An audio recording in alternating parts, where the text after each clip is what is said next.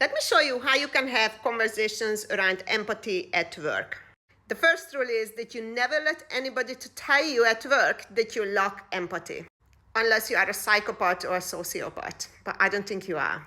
Corporations went down this rabbit hole of empathy and empathetic leadership, and it's so badly done that now they cannot come out of it, and as a result, they made everybody feel inadequate. Now here is how you have this conversation at work. Because I'm sure that you've been told or you will be told during your career that you either lack empathy or you have too much of it. Which brings me to rule number 2. Unless your level of empathy and the type of empathy that you are dominant at is being measured by a psychometrically valid scale, they cannot tell you that you are lacking empathy or too emotional. So this is where you're going to start the conversation about empathy. As I said, we all have empathy unless you have some sort of disorder. And normally we categorize them into 3 areas. Cognitive empathy, which is the desire to understand. Emotional empathy, the desire to feel. And compassionate empathy, desire to help and support. Psychology scales are designed to measure the level of empathy and which empathy that you are most dominant at. But you don't need to take that scale. You can actually observe yourself and just think about it. And here is how.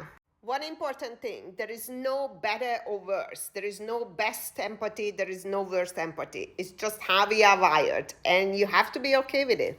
But also understand how you come across to others.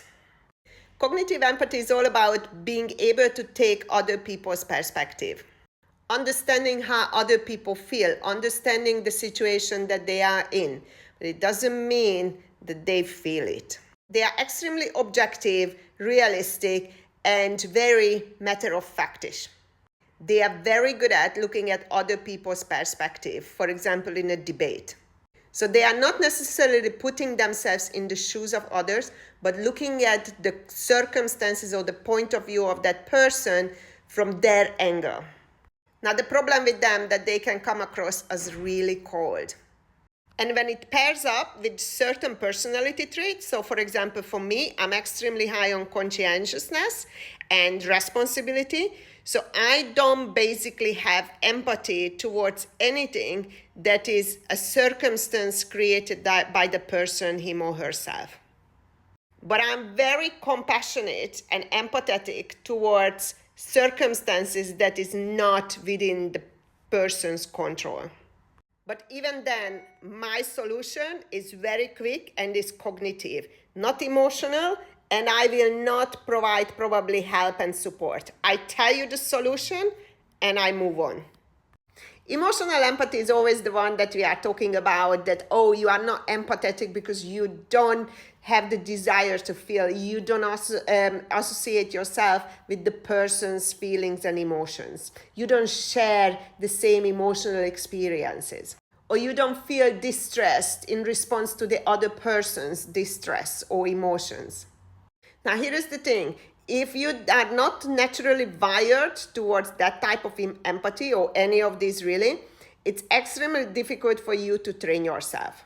Or if something happened in the past and you shut down your emotional empathy, you're going to have to go back to that event and see what went wrong, and maybe you can switch it back on. And then you have the compassionate empathy that is really, you understand, you feel the person's predicament, and you are also willing to help and support, taking actively actions that would solve the person's problem. So reflect on your experiences. How do you react most of the time? You remember, we all have these, but where are you the most dominant? Which is your natural response to somebody's challenges or distress? Is it cognitive, emotional, compassionate? You will notice over time all of that, but where do you fall most of the time? And based on that, you can have that conversation with your friends, family, and at work that, look, my default setting, my dominant empathy is cognitive, emotional, or compassionate. And this is what you can expect from me. This is how I'm going to react. This is how I can help you. This is how I'm going to respond when something happens.